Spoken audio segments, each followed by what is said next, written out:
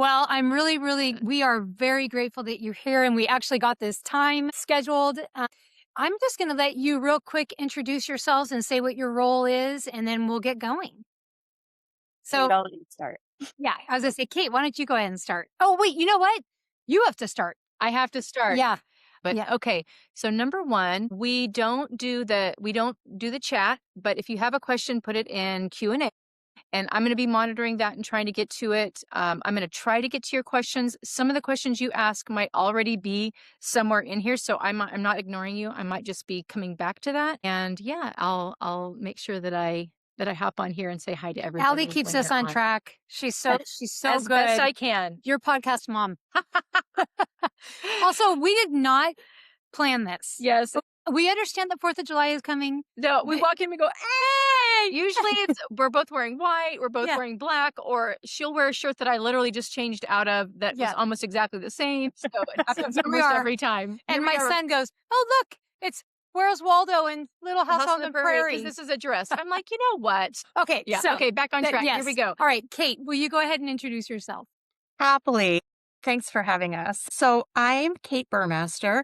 I started in the therapy dog world about 18 years ago. I am currently the senior program manager for our program at Children's Hospital Los Angeles.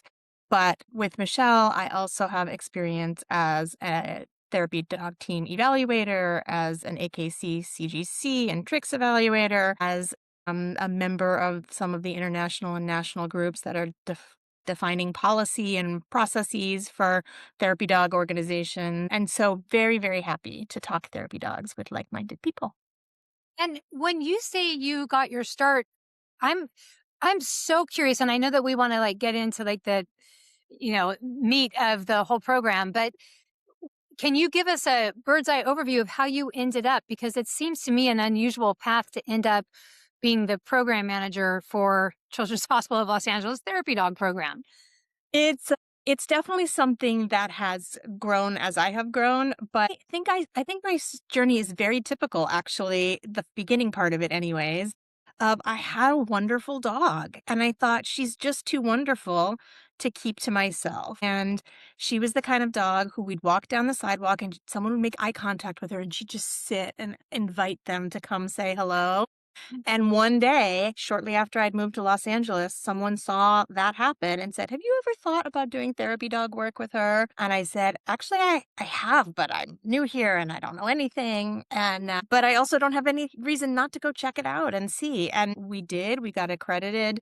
We did our very first visit, and I was quickly hooked. And shortly thereafter, started visiting at Children's Hospital Los Angeles as my primary place. I was working in a different field at the time, but just hungry to know as much as possible about how this worked and how to do it better. And so when an opening came up and they were looking to bring someone in-house to expand the program, I was happy to step into that. And at the time, it was a much smaller and different program than what it is today. And so I've been able to grow the team and grow the scope, and it's been amazing. But I think it all starts with this realization that when we have a dog that makes us feel that special, imagine how wonderful it is to be able to connect that dog with even more people who can benefit from us. Mhm.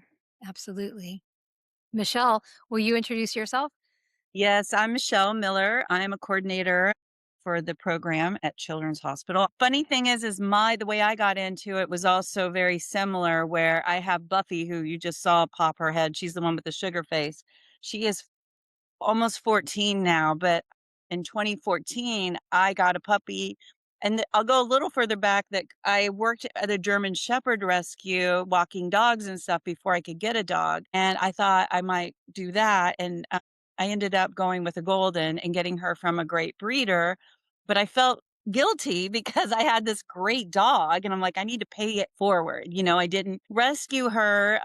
But I felt like I knew I had a great dog. So I'm like, what can I do? And then I met people. Every time Buffy would see a person on a walk, whether it be a child or someone with a walker, she'd just go on her back, show her belly. And people are like, and I'm like, isn't that what all puppies do? And they're like, no. So So I bet people and they're like, you really should check this kind of work out. And I went ahead and actually I didn't know where I was going to go. I went into Pet Partners, did the research. I was like, this is the best one. I mean, for what I was looking for. And so anyway, I went ahead, did all the testing and stuff. And then when I was ready to decide what program I was going to do it, my friend was like, have you ever seen Children's Hospital? And Children's Hospital, it can take up to an hour to get there. So, but it can also take 30 minutes. It's just, you have to go through downtown to get there. Anyway, I normally wouldn't have gone that far, but because it's Children's Hospital, I wanted to work with kids. And so Buffy and I started there in 2014. And about 7 years ago, I had some time on my hands I worked in the entertainment industry. And all of a sudden, Kate was like, you want to come in and coordinate the program? So now I'm there for 7 years. Wow. And how do you work together? How do your roles fit together? Yeah, so Michelle and I work very well together, which is fantastic. But really, I'm trying to guide the program from like a macro level, and Michelle is working on a lot of our operations and special projects. But a lot of what I do is building the bridges outside of our department to make it work around the hospital, right? So if I need to talk to risk management, if I need to talk to infection control, if I need to figure out what exactly the ask is for a new program in a part of the hospital where we haven't worked before, talking to the stakeholders there to make sure that we develop the right approach to make it successful for everyone. And then, Michelle, please explain more about what your role is. Basically, like Kate said, I kind of like the day to day, and I work with another coordinator who does other things as well. People come to me when they have needs in the hospital, dogs for this or that, different events. Sometimes, maybe in neurology, somebody might need a dog to accompany a patient to an appointment, or there might be other outpatient clinics, and I will try to match up the right dogs for the right job, basically. Oh, So I'm kind of the person that they reach out to, and then I know the dogs very well and their handlers and sometimes there's some things that anybody could do, so anyone who's available, but there's other times that you need to be a little more specific about what dogs do what. And so I do that. I also keep track of these pilots that we're doing, where we started visiting the emergency department this or last year, actually, right, Kate? Was it Mhm. last year? Anyway, just like those larger programming things, I work with Kate closely, arranging the shifts and the dogs that will do it. And we also have a rehab pilot that we're doing as well. And so anyway, I kind of do all of that stuff and whatever else needs to be done. when And you I'll just add that both of us do a lot of the uh, education of new teams along with the rest of our team, right? So all of us participate in the coaching and education of the teams that are joining the program and finding them the way to their right assignments. that's what I was going to ask. And I just want to make sure we're breaking it down. When you say teams, you're talking about a handler and their dog Yes. have been certified with Pet Partners. So if somebody is volunteering at Children's, they're going to be interfacing with the two of you. They are. Yes, for sure. Okay. Okay. That's good to know. Yes. Did you have anything you wanted to ask them? And we're super fun to interface with. So come on down. Yeah. They'll also interface with the other two people. When you talk about the right dog for the right job, Mm. maybe you can say more about what that looks like and, how what the process is and what those jobs are and what the dogs are that they're suited to do those things. I think, we have the benefit of having seen how many hundreds of therapy dog duos have done in this work. Uh, and all of them, by our policy and by the standards of therapy dog work in general, they have to start by sort of meeting the prerequisites of passing a therapy dog evaluation. Now, at our hospital, we use Pet Partners. I think of that as sort of the gold standard for anyone who wants to work in healthcare. But there are many other programs that have similar intentions, right? The idea is to make sure that it's fair to ask this dog to participate in this job and hopefully that to observe that this dog and this handler would actually thrive doing this kind of work. So we're starting from that place, but that doesn't mean that the path forward looks the same for everybody from there. We have dogs that are maybe more outgoing, who really thrive like working a room and going up to everyone in a every nurse in a stressed out conference room, and sort of doing one-on-one interactions with them. We have other dogs who would be very happy snuggling one-on-one with a patient in bed for a longer period of time.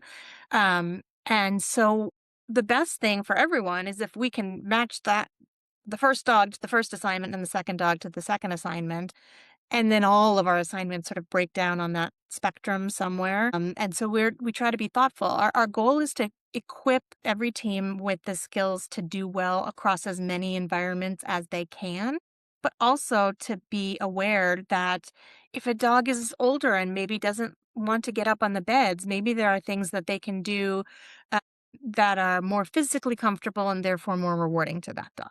And I will let Michelle jump in from here. Yeah, I mean, for example, I have, Arya is in training to do this, but I have Buffy who is 13 and a half and who's been on flat. She started at 1. So she had a little more energy at first, but mostly a relaxed dog. She could do basically anything, but now at this age, we do special requests. I can lift her up and put her physically in a bed with a patient, but she's not going to be jumping and doing it. She's not going to want to go walk a lot because she's, got a little arthritis. But then I have Ripley, my 3-year-old, who is just a different dog. And she didn't pass till she was like more like 1.5. And she's just a different dog. She likes cuddling too, but she's also up for like, what's a job? She knows she likes to do tricks. She wants to work for it. And she loves being pet by everyone, but she's not going to lay down. And so, just for example, we had one time an appointment where a dog needed to lay in the bed next to the patient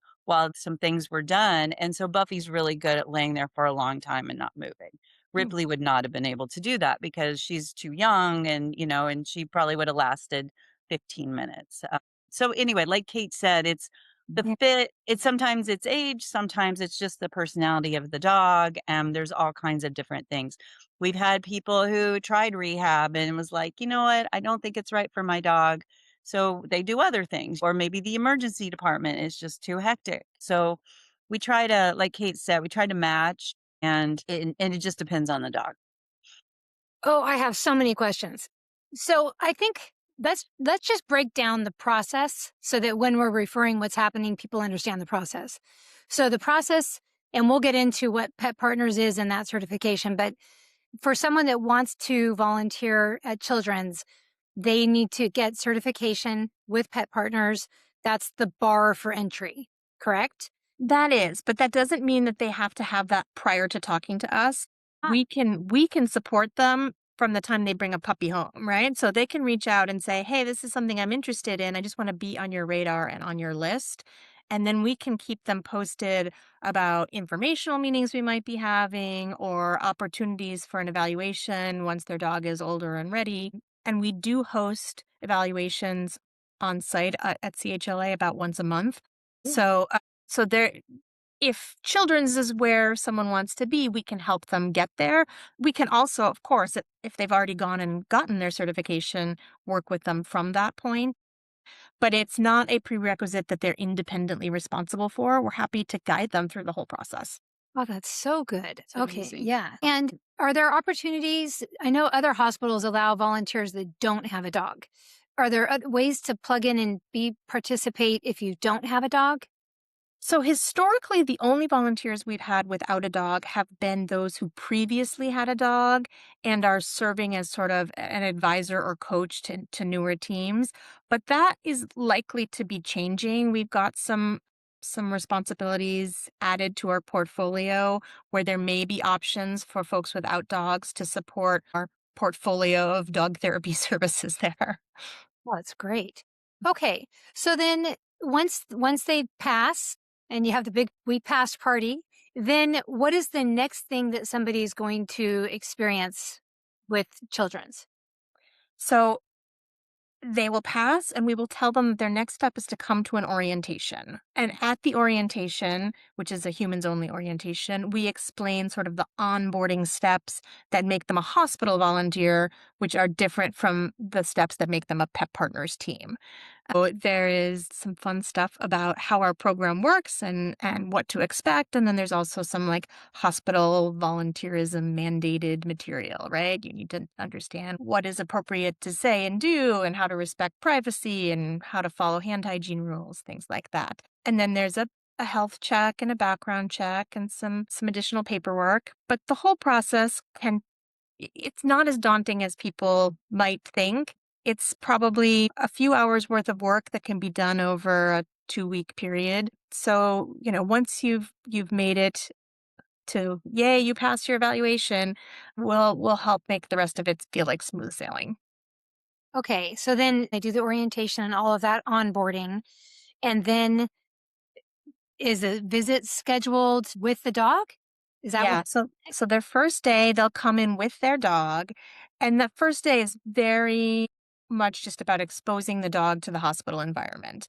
We walk over to our security department and get their ID badges. We get the dog outfitted and the person outfitted with their uniform stuff. We just explore a little bit and then maybe visit 2 patients on a quiet floor uh, just to sort of get acclimated. And then each subsequent visit will get a little bit longer. We'll move slowly towards slightly more acute areas of the hospital and just pace it depending on how the dog is doing. Are those visits done with one of you or with? Yes, Oh, yes. Roughly the first 8 visits are supervised, coached visits, and we believe strongly there are other places where the jumping in point is observing a visit first. We chose not to do that because we think sometimes it can be very daunting to see a team that's got 12 years of experience and a totally different personality type dog thriving at something. Not that say that there isn't plenty to learn from that scenario, but our approach has been let's see what we're working with and let's figure out the path that makes the most sense for this particular dog team. And so we really customize the training. It's one on one to figure out, okay, Ripley is not going to be a dog that wants to lay down on beds right away. So what's our approach for that? Where is she comfortable? What floors, assignments, patients are a good fit that will make her feel more comfortable? Oh, look at that. By her third visit, she's curled up in the chair next to the bed. Can we shape that into something that works for her and for the patients? And so we'll kind of think about that. hmm. That makes me feel better just to think about being there and doing that. I Right. would want that to have you Yeah. with. And then, so after those initial visits are over, I'm assuming, Michelle, you're making a schedule. So what happens from there? Yeah. Yes, yes. So, we have so our other coordinator usually starts the teams off, and then we have between myself, Kate, and Anne Marie, and then we have several coaches that we call them coaches, basically very experienced teams that may not have a dog in the program anymore. Maybe they do. Then they come in and bring their expertise in and help us coach. So, like for example, the other day I do the schedule for that. So, like, I reach out to the new teams and say, "When are you available?" And then I coordinate who's available to coach. And sometimes we're specific. We had a very small carry dog, and we have a handler who's also a coach who has a small dog. I don't have a small dog, so I do know how it works, but I felt like it would be good to have someone with a small dog help her and give her any tips. As much as like there's a uniform way of doing certain things, but then everyone has a little leeway of how maybe they hold their dog when they're put the sheet. I will say we put sheets down on the bed before the dogs go on the bed, and we have to sanitize before and after. So there's a whole process that you just have to kind of learn, and it becomes second nature. Mhm.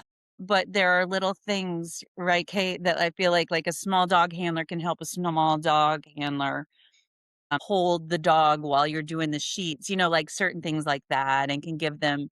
I've helped people with Goldens. It's like, I don't know, my dog's never been on a bed. I'm like, I think they're gonna like it. And we put them on there. They're like, oh, I don't think they'll go on there. And you put them up there, and the Golden's like, oh, Yes, this is the yes. best ever. Yeah, exactly. I'm like, I think that we're probably gonna be able to make this work. So it's just things like that. And then sometimes we have our biggest dog is like 220 pounds. So having a handler who has experience with a large dog, it just helps them and makes them feel more comfortable. So Yeah. Oh, go ahead. No, you go. I was going to say a lot of people are wondering in the comments, how many dog teams do you have and handler teams do you have? That's a good question. Yeah, so this is not your typical hospital answer. Our program is very unique in this way. We have about 130 active dog teams, and we ask that each of them visit twice a month or more. And I know that sounds like a ton of capacity, but it's still like a drop in the bucket of what we could actually use. It is amazing how large a roster we need in order to be able to serve the scope that we serve. Wow. Will you say more about that? Because I was thinking that earlier. I was thinking you mentioned staff and then you mentioned patients. So the scope. Yeah. So our program is is pretty unusual in how it interfaces across the hospital. So we serve about 41 different clinical destinations. That's every inpatient unit except for bone marrow transplant. That's the vast majority of outpatient clinics. That's treatment areas. That's waiting rooms. That's the emergency department or radiology or our rehab gyms. So it's very broad. But as Michelle alluded to, it's also intermittently very deep. It's about understanding that this particular kid is having this particular need or procedure or conversation, and we need to be able to support that specific experience. Much of our work is sort of more spontaneous and open-ended, right? We know that the patient could use support, but we've trained our volunteers to sort of figure out what the support should look like based on what's going on at the time of the visit. But the other part part of our work is goal directed. It's understanding, this nurse put in a request because the patient is very distressed, and so we're working to bring down that feeling while we're in the room. Or this request is about, this child has been worried about getting up and walking around the hallway, and so maybe we can try to encourage some ambulation by partnering them with a therapy dog team. And so, it's hard to be both big and deep at the same time, which is why it takes what it takes. Wow, that's incredible. Yeah, it really is. And I mean, I'm Chloe is a puppy that I raised, and Rose, obviously I get to hear a lot of stories, and I am astonished at the difference one therapy dog team makes. And then you multiply that times 130. But I wonder if you could I get to hear these stories. A lot of them are private, so I don't share them with Instagram. I think it'd be really helpful for people to hear actual stories of if you have examples that come to mind of how a therapy dog, you just said the one about walking down the hallway, but, and even with the families too, there's some hard things that happen. When you are interacting with the participant, whether that's a child patient or a family member or a staff member, you are their experience of dog. We could do like a month-long series and not exhaust all the wonderful aha moments that I have accumulated, but I'll tell just a couple of examples from recently. So we had a patient recently who was working in rehabilitation gym on a specific skill, and it happened that her admission aligned with our expansion of our programming there, and so she was able to have the support of a participating therapy dog in every one of her sessions during her time. And she and her mom said it made an important impact on her ability to accomplish the work that she was doing, that doing these exercises just in exercise form had been tedious and stressful, and doing them with the dog incorporated had made them not just easier, but just so much more pleasurable. It was an action, that she wanted to be doing, the reaching, the bending, the stretching, the touching. And so they were very excited about that impact. It doesn't have to be that complicated. Also, I mean, I've had situations where we did just what I would consider a pretty normal bedside visit. The dog, and by bedside, we usually mean the dog is cuddled up on the bed with the patient. Every day we hear, my gosh, that's just what we needed. I haven't heard my child giggle in a month, right? And so, being able to tap into those feelings to bring a little bit of the outside world into the hospital, that's all fantastic. And I have had examples like that where years later, 2 or 3 years later, I would run into the same patient and they would pull out the dog card that we give them at the end of the visit, and they would say, "Oh, she's been keeping me company all this time. She's been hanging on my bathroom mirror." Uh, and so I think even those regular visits, their impact extends beyond the duration of the time that we spend together. I want to comment because this is a fun thing for those of you, everybody who's listening that really wants to do this work. Making your dog's little like trading card it's a really fun thing that you get to do, but you can't believe how impactful it is to the people that you visit. I went on a first responders therapy visit with Harper, and they all started pulling out their trading cards. "Oh yeah, Wally was here. Oh yeah." And they were sharing. And the impact is pretty significant. So that's a fun little thing. And How the do you make kids, those? I just do it on I did on Zazzle, but you can do it. Like there's lots of places you can make it. I think kids especially love having those little trading cards. And another thing, if you think about being hospitalized, so many of them make pictures. Like I've gotten a lot of pictures from our families that kids have drawn for the dogs as they're waiting for the dogs to come in and visit. And I think even that, it just changes the day to know that this therapy dog is coming. Yeah. Yeah, and one little story, I mean, I could like Kate, I have tons. I just visited a clinic, like I think it was the orthopedic clinic, and I was had Buffy, and we were going to everyone in the waiting room, and there was a teenager in the corner with the hood on, looked like didn't want to be bothered. But the way I am and the way Buffy is, I'm like, "Do you want to visit?" And he was like, "Yes." And he took off his thing, his hood, and he's like, "I met Buffy 10 years ago." He was 14 now or 15, and Buffy's been doing it for 13 years. And he showed me a picture, and it really was Buffy because there's a lot of Goldens. And it just shows you that who knows when I actually visited him.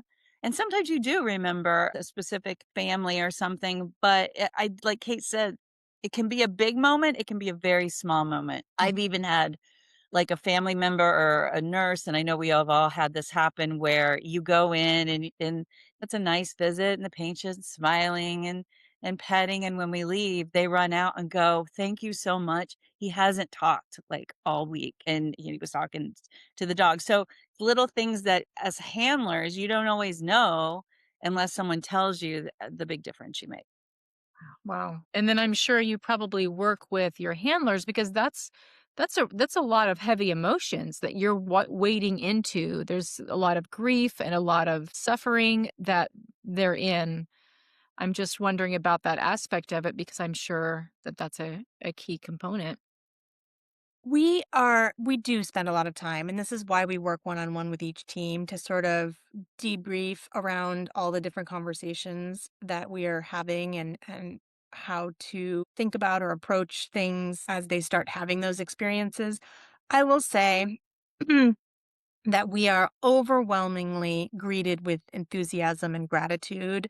And we say that we're the luckiest team in the hospital because almost invariably, whatever the baseline is, we get to help raise it up a little bit. And the response to that is usually very positive. And so I think most of our volunteers would say that they walk out feeling inspired and grateful and connected to this deeper purpose of offering help in this very specific way. But we are also very candid that yes, there are sad, hard things happening here. Uh, there are outcomes that are not going to be great. And so, being sensitive to that, being prepared for that, and being open to sort of acknowledging, if something feels heavy, our door is always open for folks to come and talk. We can refer them to services if things get too heavy.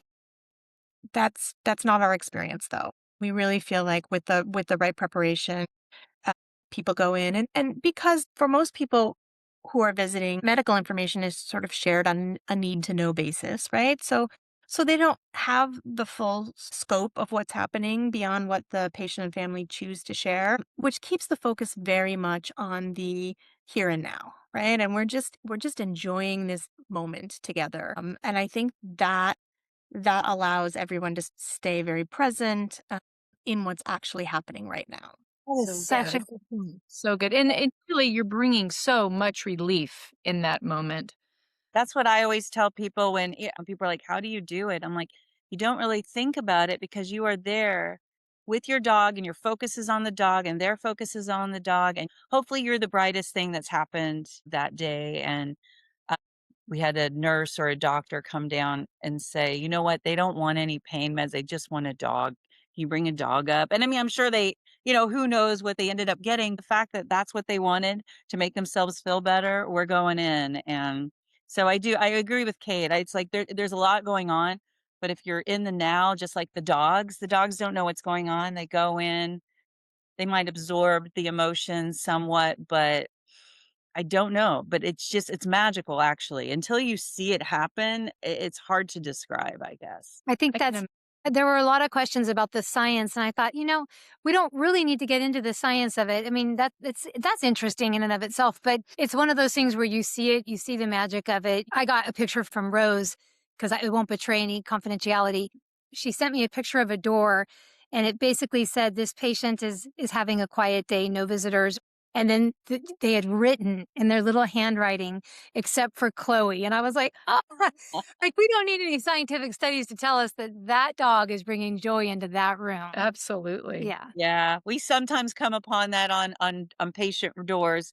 It's like, "Dogs welcome," or, like, there's no Yeah. missing that. Actually, there's some staff rooms that are like that too. Oh, We have I'm sure. resident rooms that I mean, that's a whole whole 'nother thing we can get into, but we've, ever since COVID, we have had so many requests for staff as well, but we have those signs on resident rooms like, "Dogs welcome." Well, These I do wanna just, like, finish so that people can understand what to expect. So once they are ready to start coming and doing their visits, what does the communication from you look like in terms of what they'll know about what they're doing on a given day? And how do you manage that? So once they've sort of graduated from our training program and they're able to visit independently, they have a lot of choices. They have choices about what times, what days, what assignments, what shifts, and they can self schedule for most of those things through our database. When they come in, they will get information from us specific to the kids on that unit on that day. So we will have identified for them that these are the kids who are eligible for a visit, and these are the ones for whom we have a documented consult or referral in the medical record system that we'd like to accomplish while they're there. Sometimes they're doing a non-patient centered assignment, in which case they'll get information from us about, what the event is, what the objective is, what the goal is. Really, I hope our volunteers would say that helping them feel prepared and giving them information to be able to succeed in their assignment is one of the things that is special and possible because we have a more robust team, right? I mean, this is the benefit of us having a team to address this. We always get a little nervous about programs where the volunteers rubber stamp once they get a therapy dog certification and then set to go visit where a list or an area without a lot of support, because there is certainly a learning curve, and there is a way to make sure that this is safe and successful for all participants. And so we want to make sure that arming people with accurate information helps them feel good about what they're doing. I wanna make sure we don't miss talking about the range of dogs you see. I think a lot of people are concerned that their dog there's a preconceived idea of size, age, temperament, energy level, and so I wanna dispel any of those myths. So tell us what you see and what constitutes a dog who you think would be a good fit. I mean, obviously, I know that they would go through pet partners, but, from what you observe. Yeah, no, I mean, one of the amazing things is that we really believe that this is work that is suited to dogs who have an affinity for people, right? And so we've been amazed at the variety of dogs and breeds and sizes and ages who have shown us that affinity and who have the basic behaviors to be able to be safe in a hospital setting. So I, I guess I would say the bar to entry is probably lower than people realize, which is a good thing. And also to become exceptional at it takes time and experience. And so passing the test is the first step on the check mark, and you'll have more and more aha moments the more and more you do it. So we have had 3, 4, 5 pound little mixed breed rescues. We've had 180, 200, 220 pound Newfoundlands, St. Bernards, Mastiffs. We have a lot of golden retrievers, Labrador retrievers, various doodle mixes. We have, I've worked with Bernese mountain dogs, but my daughter has a teeny tiny little mixed breed who will become a therapy dog in the near future. And so I would say, well, I would like put up the yellow flag if someone had a dog who's very friendly in only their environment and with their people, right? So understanding the difference between like my dog is very happy in their bubble but does not want to engage beyond their bubble. If you take your dog to a crowded setting and they're more interested in people than dogs, if they're flexible and they can go places with you and still be calm, cool, and collected, and actually show enjoyment of greeting people in the aisle of Home Depot, those are all good signs. And it doesn't matter if they're little, big, young, old. That's sort of where you want to start from. And I really think the world needs vastly more therapy dogs. I mean, we're just starved for the kind of connection that these interactions can help support. And so rather than assuming you have to be excellent at the get go, work with a program that will help you learn how to get excellent and enjoy that experience. I think it would be wonderful. Yeah, and that's actually quite a few questions in the comment section were just about that. So I'm Yeah.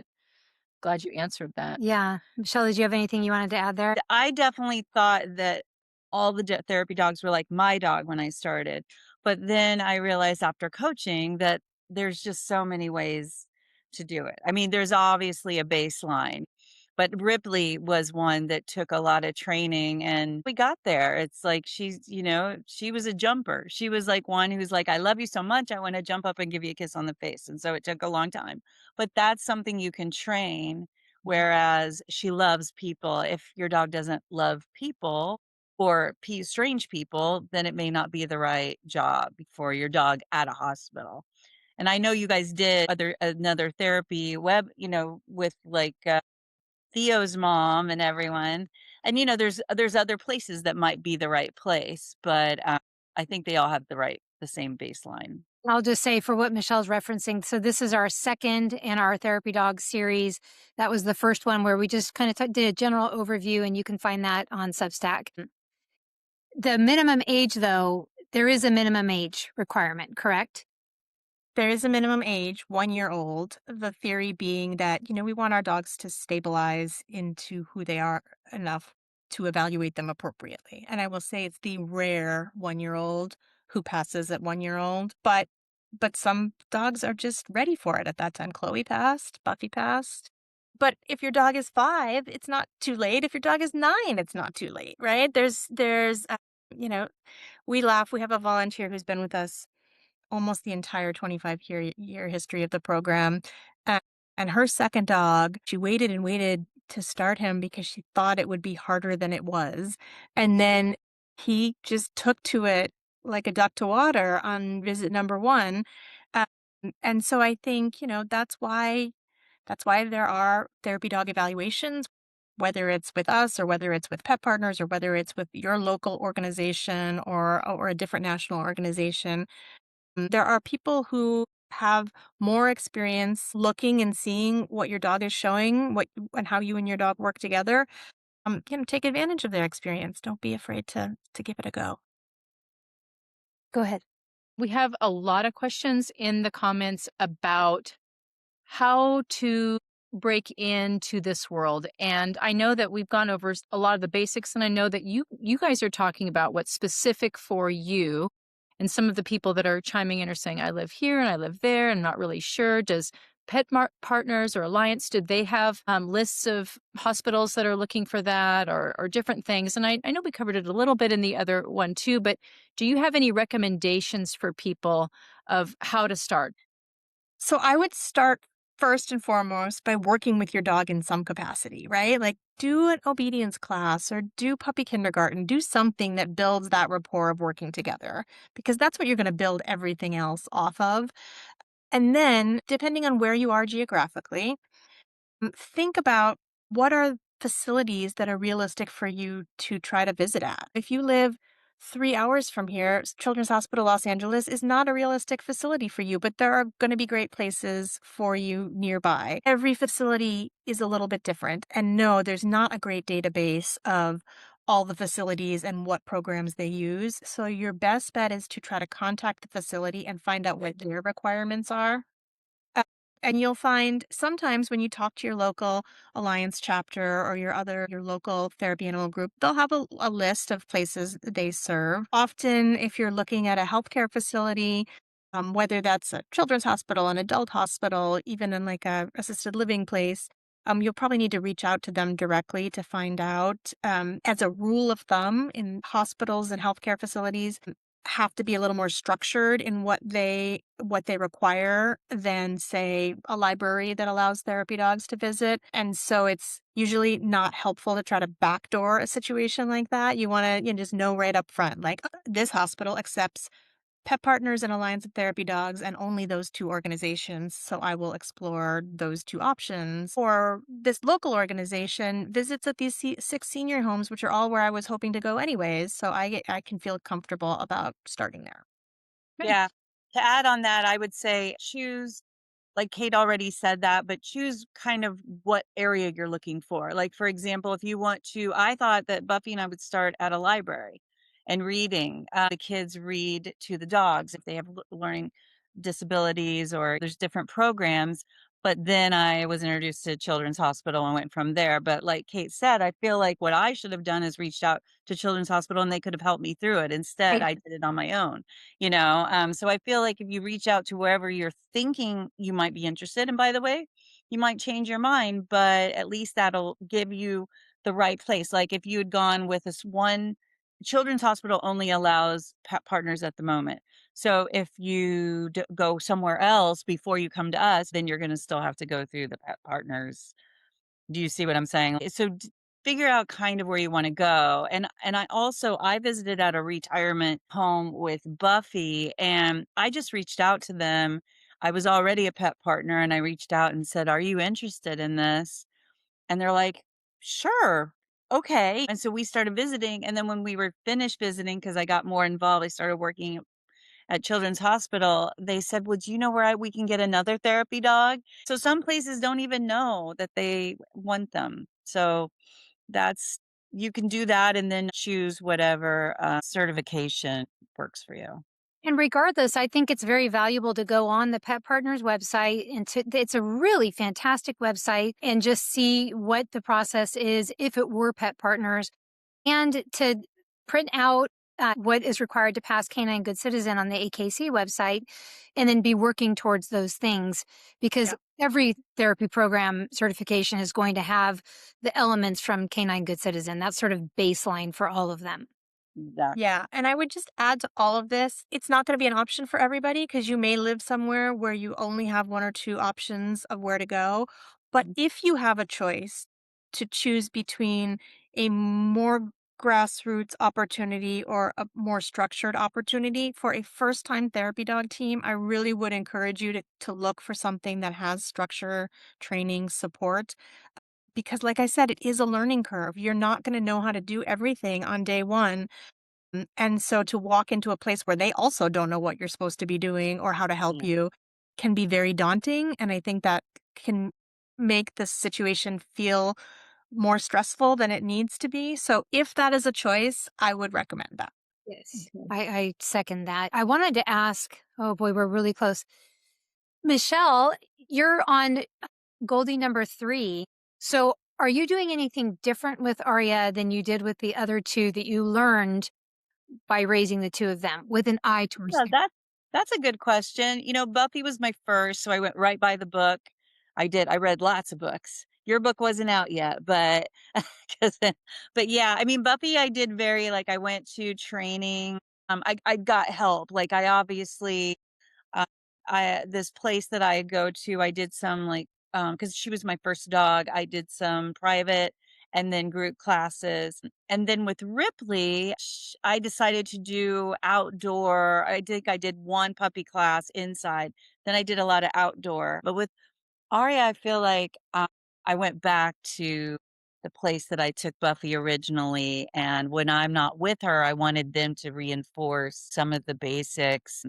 So, yeah, basically, I feel like I'm going to do with Aria mixture of both of what I did with Buffy and Ripley.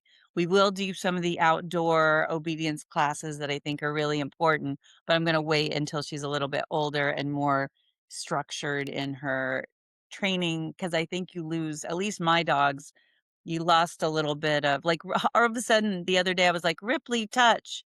And she's like, I don't know what you're talking about. It's like, what do you mean? Like, we did this years ago. But it's like I think she got so distracted outside, we just lost that. So I think there's a middle ground that Aria's getting. But Arya's also very lucky because I have a lot more friends with Goldens, or not just Goldens, just dogs in general.